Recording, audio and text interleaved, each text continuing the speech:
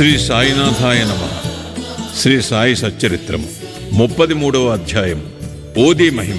తేలుకాటు, plague జ్వరము నయమగుట, జామునేర్ చమత్కారము, నారాయణరావు జబ్బు, బాలభువ సుత, హరిభావ కర్ణికుల అనుభవములు.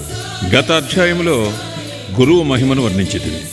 ఇందులో ఊదీ మహిమను వర్ణించెదము. మనమిప్పుడు గొప్ప యోగీశ్వరులకు నమస్కరించెదము. వారి కరుణా కటాక్షములు కొండంత పాపములను కూడా నశింపచేయను, మనలోని దుర్గుణములను పోగొట్టును. వారి సామాన్యపు పలుకులే మనకి నీతులు బోధించును, అమృతానందమును ప్రసాదించును. ఇది నాది, అది నీది అను భేదభావము వారి మనస్సులందు పుట్టదు. వారి రుణమును ఈ జన్మయందు కాని వచ్చే పెక్కు జన్మలయందు కాని మనము తీర్చుకొనలేము. ఓదీ ప్రసాదము. బాబా అందరి వద్ద నుంచి దక్షిణ తీసుకునుచుండునని అందరికీ తెలిసిన విషయమే. ఈ విధముగా వసూలు చేసిన మొత్తములో ఎక్కువ భాగము దానము చేసి మిగతా దానితో వంట చెరకును కొనుచుండెను.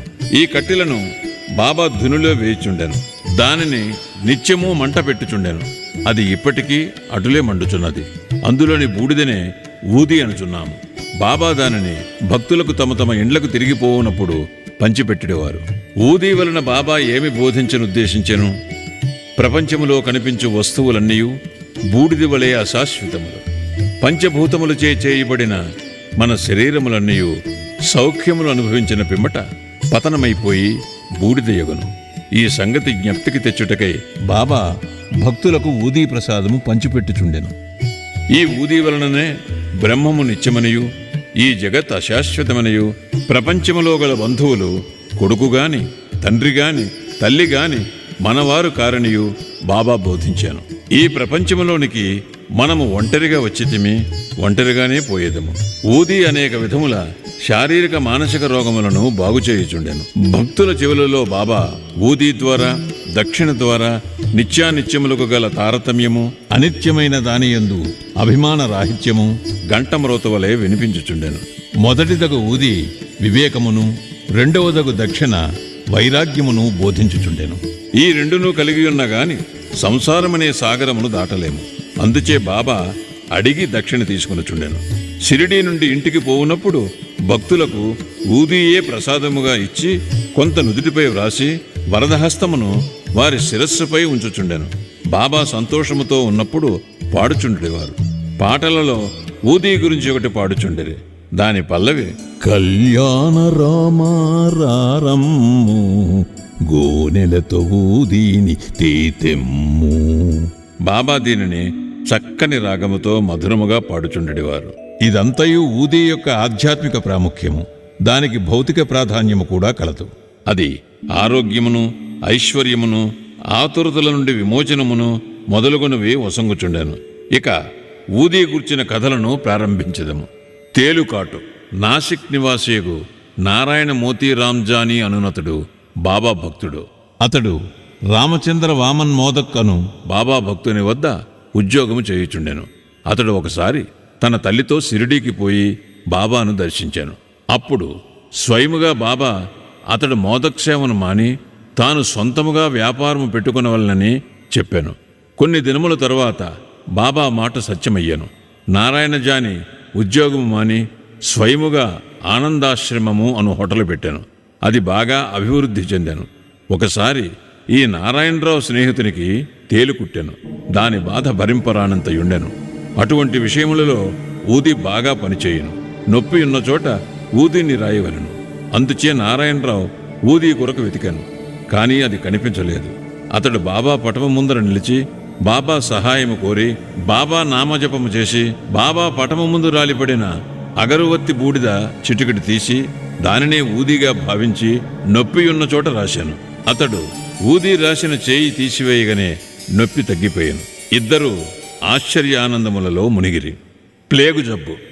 ఒకానొకప్పుడు బాంద్రాలో నుండి ఒక బాబా భక్తునికి వేరొక గ్రామముననున్న తన కుమార్తె ప్లేగు జ్వరముతో బాధపడుచుండెనని తెలిసెను. అతడు తన వద్ద ఊదీ లేదనియు కనుక ఊదీ పంపుమని నానాసాహెబ్ చాందోర్కర్ గారికి కబురు పంపాను. ఈ వార్త నానాసాహెబ్కు ఠాణా రైల్వే స్టేషన్ వద్ద తెలిసాను. అప్పుడు అతడు భార్యతో కూడా కళ్యాణ్ పోవుచుండాను. వారి వద్ద అప్పుడు ఊదీ లేకుండాను. కావున నానాసాహెబ్ రోడ్డుపైన మట్టిని కొంచెము తీసి సాయి నామజపము చేసి బాబా అనుగ్రహమును అభ్యర్థించి తన భార్య నుదుటిపై రాశాను. కబురు తెచ్చిన వ్యక్తి ఇదంతయు చూచాను. ఆ భక్తుడు ఇంటికి పోవుసరికి 3 రోజుల నుండి బాధపడుచున్న వాని కూతురు జబ్బు నానాసాహెబ్ తన భార్య నుదుటిపై మట్టిని పూసినప్పటి నుండి తగ్గినని విని మిక్కిలి సంతసించాను. జామ్నేర్ లీల 1904-1905 సంవత్సరమున నానాసాహెబ్ చాందోర్కర్ జామ్నేర్లో మామల్తదారుగా నుండెను. ఇది ఖాందేశ్ జిల్లాలో షిరిడీకి 100 మైళ్ళ దూరములో నున్నది. ఆయన కుమార్తె మైనతాయి గర్భిణి, ప్రసవించుటకు సిద్ధముగా నుండెను. ఆమె స్థితి బాగులేకుండెను. ఆమె 2-3 దినముల నుంచి ప్రసవ వేదన పడుచుండెను. నానాసాహెబ్ ఔషధములన్నయూ వాడెను, కాని ప్రయోజనము లేకుండెను. అప్పుడు బాబాను జ్ఞప్తికి తెచ్చుకొని వారి సహాయం వేడెను. షిరిడీలో రామ్గీర్ బువా అను సన్యాసి ఉండెను. బాబా అతనిని బాపూగీర్ బువా అనువారు. అతని స్వగ్రామము ఖాందేశులో నుండెను. అతడు అతడికి పోవుటకు నిశ్చయించుకొనెను. బాబా అతనిని పిలిచి మార్గమధ్యమున జామ్నేర్లో కొంత విశ్రాంతి తీసుకుని నానాసాహెబ్కు ఊదీని హారతిపాటను ఇమ్మనెను. తన వద్ద 2 రూపాయలున్నవనియు అవి జలగాం వరకు రైలు టిక్కెట్కు సరిపోవుననియు, కాబట్టి జలగాం నుండి జామ్నేర్ పోవుటకు సుమారు 30 మైళ్ళు ధనము లేదని రామ్గీర్ బువా చెప్పాను. అన్నీయూ సరిగా అమరునుగాన అతడు కలత చెందనవసరము లేదని బాబా పలికాను. శ్యామాని పిలిచి మాధవ్ అట్కర్ రచించిన హారతిని వ్రాయమనెను. హారతి పాటను ఊదీని రామ్గీర్ బువాకిచ్చి నానాసాహెబ్కు అందచేయమనెను. బాబా మాటలపైన ఆధారపడి రామ్గీర్ బువా షిరిడీ విడిచి రాత్రి 2:30 గంటలకు జలగాం చేరెను. అతడికి చేరున్నప్పటికీ అతని చెంత 2 అణాలు మాత్రమే ఉండెను. కాబట్టి కష్టదశలో ఉండెను. అప్పుడే ఎవరో బాపూగీర్ బువా ఎవరు అని కేక వేయిచుచుండెరి. బువా అచ్చడికి పోయి తనే అని చెప్పాను.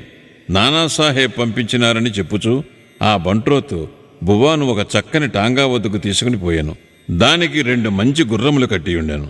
ఇద్దరూ అందులో కూర్చుండి బండిని వదిలిరి. టాంగా వేగముగా పోయాను.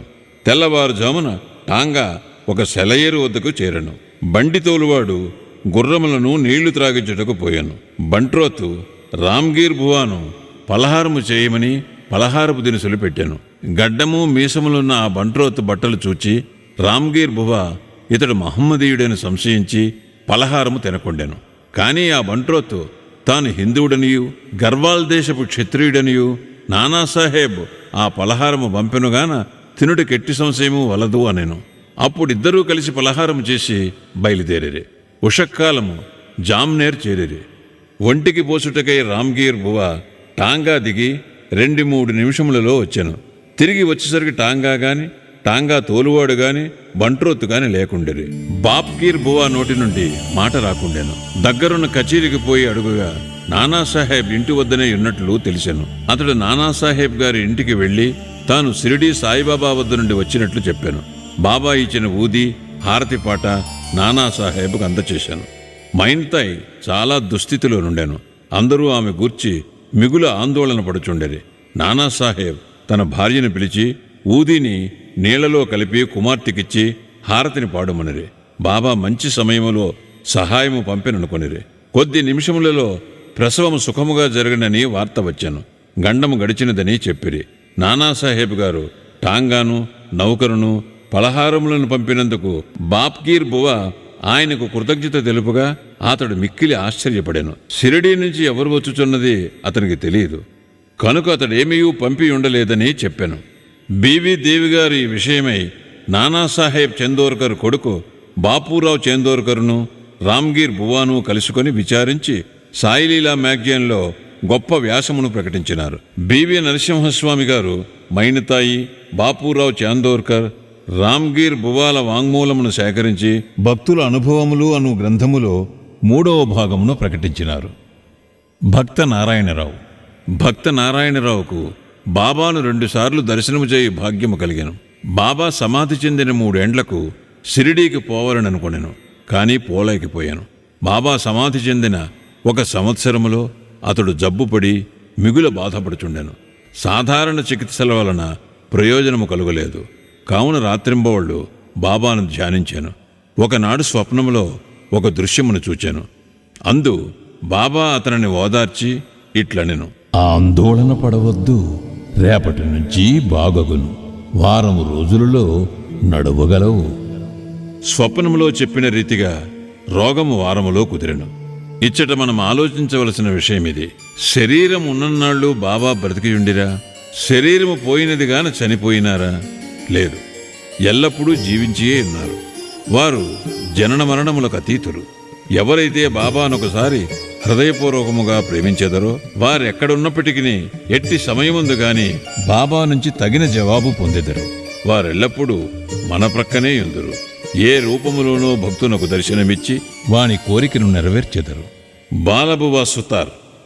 బొంబాయిలో నుండి ప్రముఖ సంకీర్తనకారుడు బాలబువా సుతార్ ఒకసారి షిరిడీకి వచ్చాను. అతడు గొప్ప భక్తుడు. ఎల్లప్పుడూ అతడు భగవద్ధ్యానము భజన ఎందే తత్పరుడై ఉండేవాడు. అందుచే జనులు వారిని నవయుగ తుకారాం అని పిలిచేవారు. వారు బాబాకు నమస్కరించగా బాబా, నేను ఇతనిని 4 సంవత్సరముల నుండి ఎరుగుదును అనిరి. తాను మొదటిసారిగా ఇప్పుడే షిరిడీకి వచ్చినవాడగుటచే బాలబువ ఇదెట్లు సంభవం అనుకునేను. కాని తీవ్రముగా ఆలోచించగా బొంబాయిలో 4 సంవత్సరముల క్రిందట బాబా ఫోటోకు నమస్కరించినట్లు జ్ఞప్తికి వచ్చాను. అతడు బాబా మాటల ప్రాముఖ్యమును గ్రహించాను. తనలో తానిట్లనుకొనెను, యోగులెంతటి సర్వజ్ఞులు, సర్వాంతర్యాములు. తమ భక్తులందు వారికెంత ప్రేమ. నేను వారి ఫోటోను చూచుట వారిని స్వయముగా చూచిన దానితో సమానమని నాకు బోధించిరి. అప్పాసాహెబ్ కులకర్ణి. 1917వ సంవత్సరమున అప్పాసాహెబ్ కులకర్ణి వంతు వచ్చెను. అతడు ఠానాకు బదిలీ అయ్యను. బాలాసాహెబ్ బాటే అతనికి బాబా ఫోటో ఇచ్చి ఉండెను. అతడు దానిని జాగ్రత్తగా పూజించుచుండెను. పువ్వులు, చందనము, నైవేద్యము బాబాకు నిత్యము అర్పించుచు బాబాను చూడవలనని మిగులు కాంక్షించుచుండెను. ఈ సందర్భమున బాబా పటమును మనఃపూర్వకముగా చూచినచో బాబాను ప్రత్యక్షముగా చూచిన దానితో సమానమే అని చెప్పవచ్చును. దీనికి నిదర్శనము పైన చెప్పబడిన కథ. కులకర్ణి ఠానాలో నుండగా భివండి పర్యటనకు పోవలసి వచ్చాను. 1 వారం రోజుల లోపల తిరిగి వచ్చుటకు అవకాశం లేకుండాను. అతడు లేనప్పుడు 3వ రోజున ఈ దిగువ ఆశ్చర్యకరమైన సంగతి జరిగాను. మధ్యాహ్నము 12 గంటలకు ఒక ఫకీర్ అప్పా కులకర్ణి ఇంటికి వచ్చాను. వారి ముఖలక్షణములు సాయిబాబా ముఖలక్షణములతో సరిపోయాను. కులకర్ణి గారి భార్యాబిడ్డలు వారు షిరిడీ సాయిబాబా గారా అని అడిగిరి. వారిట్లు నుడివిరి, లేదు, నేను భగవంతుని సేవకుడను. వారి ఆజ్ఞానుసారము మీ యోగక్షేమములను కనుగొనుటకు వచ్చి తిని అట్లనుచు దక్షిణ అడిగాను. ఆమె 1 రూపాయి ఇచ్చెను. వారొక చిన్న పొట్లముతో ఊదీనిచ్చి దానిని పూజలో ఫోటోతో కూడా ఉంచుకొని పూజించుమనిరి. పిమ్మట ఇల్లు విడిచి వెళ్ళిపోయిరి. ఇక చిత్రమైన సాయి లీలను వినుడు. భివండిలో తన గుర్రము జబ్బుపడగా అప్పాసాహేబు తన పర్యటన మానుకొనవలసి వచ్చాను. ఆనాటి సాయంకాలమే అతడు తిరిగి ఇల్లు చేరెను. ఫకీరుగారి రాక భార్య వల్ల వినను. ఫకీరుగారి దర్శనము దొరకనందులకు మిగులు మనోవేదన పొందెను. ఫకీరుకు 1 రూపాయి మాత్రమే దక్షిణగా నిచ్చుటకు ఇష్టపడకుండెను. తానే ఇంటి వద్దనున్నచో 10 రూపాయలకు తక్కువ కాకుండా దక్షిణ ఇచ్చి ఉందును అనెను. వెంటనే ఫకీరును వెతుకుటకై బయలుదేరను. మసీదులలోనూ తక్కిన చోట్లను భోజనము చేయకయే వారి కొరకు వెతికెను. అతని అన్వేషణ నిష్ఫలమయ్యను. ఇంటికి వచ్చి భోజనము చేశాను. 32వ అధ్యాయములో ఉత్తకడుపుతో భగవంతుని వెతుకురాదని బాబా చెప్పినది చదువరి గమనించవలను. అప్పాసాహేబిచుట ఒక నీతిని నేర్చుకున్నాను. భోజనమైన తరువాత చిత్రేయని స్నేహితునితో వ్యాహ్యాలికి బయలుదేరను. కొంత దూరము పోగా ఎవరో వారి వైపు త్వరగా వచ్చుచున్నట్లుగా అనిపించాను. వారి ముఖలక్షణములను బట్టి వారు తన ఇంటికి 12 గంటలకు వచ్చినవారే అని అనుకునేను. వెంటనే ఫకీరు చేయి చాచి దక్షిణ అడిగాను. అప్పాసాహేబు 1 రూపాయినిచ్చాను. వారు తిరిగి అడుగగా ఇంకనూ 2 రూపాయలిచ్చాను. అప్పటికీ అతడు సంతృష్టి చెందలేదు. అప్పాసాహేబు చిత్రే వద్ద నుంచి 3 రూపాయలు తీసుకుని ఫకీరుకు ఇచ్చాను. వారింకనూ దక్షిణ కావాలనన్నరి. అప్పాసాహేబు వారినింటికి రావలసినదిగా వేడుకొనెను. అందరూ ఇల్లు చేరిరి. అప్పాసాహేబు వారికి 3 రూపాయలిచ్చాను. మొత్తము 9 రూపాయలు ముట్టెను. అప్పటికీ సంతృష్టి చెందగా ఫకీరు ఇంకనూ దక్షిణ ఇమ్మనెను. అప్పాసాహేబు తన వద్ద 10 రూపాయల నోటు కలదనెను. ఫకీరు దానిని పుచ్చుకొని 9 రూపాయలు తిరిగి ఇచ్చివేసి అక్కడి నుండి వెడలను. అప్పాసాహేబు 10 రూపాయలు ఇచ్చేదను అనెను గనుక ఆ మొత్తమును తీసుకుని పవిత్రపరిచిన పిమ్మట 9 రూపాయలు ఇచ్చివేశాను. 9 సంఖ్య చాలా ముఖ్యమైనది. అది నవవిధ భక్తులను తెలియజేయను. అప్పాసాహెబ్ ఊదీ పొట్లం విప్పి చూచాను. అందులో పువ్వు రెక్కలు, అక్షతలు ఉండెను. కొంతకాలము పిమ్మట బాబాను షిరిడిలో దర్శించినప్పుడు వారి వెంట్రుక ఒకటి చిక్కెను. అతడు ఊదీ పొట్లమును వెంట్రుకను ఒక తాయెత్తులో పెట్టి తన దండపై కట్టుకునేను. అప్పాసాహెబు ఊదీ ప్రభావంను గ్రహించాను. అతడు మిక్కిలి తెలివైనవాడైనప్పటికీ నెలకు 40 రూపాయలు మాత్రమే జీతము దొరుకుచుండెను. బాబా ఫోటోను ఊదీని పొందిన తరువాత 40 రూపాయలకు ఎన్నో రెట్లు ఆదాయం వచ్చాను. మంచి పలుకుబడియు అధికారము లభించెను. ఈ లౌకికమైన కానుకలే కాక దైవభక్తి కూడా వృద్ధి ఎగుచుండెను. కావున బాబా ఊదీని పొందు భాగ్యము కలవారు స్నానము చేసిన పిమ్మట ఊదీని నుదుట రాసుకుని కొంచెము నీటిలో కలిపి బాబా పవిత్రమైన తీర్థముగా భావించి పుచ్చుకొనవలెను. హరిబావ్ కర్నిక్ ఠానా జిల్లా దహన్ గ్రామము నుండి హరిబావ్ కర్నిక్ అనునతుడు 1917వ సంవత్సరమున గురు పౌర్ణమి నాడు షిరిడీకి వచ్చి బాబాను తగిన లాంఛనములతో పూజించాను. వస్త్రములు దక్షిణ సమర్పించాను. శ్యామా ద్వారా బాబా సెలవు పొంది మసీదు మెట్లు దిగాను. అప్పుడే ఇంకొక రూపాయి బాబాకు దక్షిణ ఇవ్వవలనని తోచి మసీదు మరల ఎక్కుచుండగా బాబా సెలవు పొందిన పిమ్మట తిరిగి వెనుకకు రారాదని విని ఇంటికి బయలుదేరాను.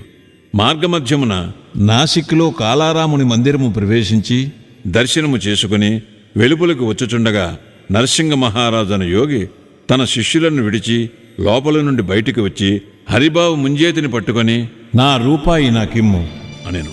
కర్ణిక్ మిగులు ఆశ్చర్యపడాను. రూపాయిని సంతోషముగానిచ్చి సాయిబాబా ఈ విధముగా తానివ్వ నిశ్చయించుకున్న రూపాయిని నరసింగ మహారాజు ద్వారా గ్రహించననుకునేను. యోగీశ్వరులందరూ ఒకటే అనియు ఏకాత్మతాభావముతో కార్యములు అనర్తురనియు ఈ కథ తెలుపుచున్నది. శ్రీ సాయినాథాయ నమః.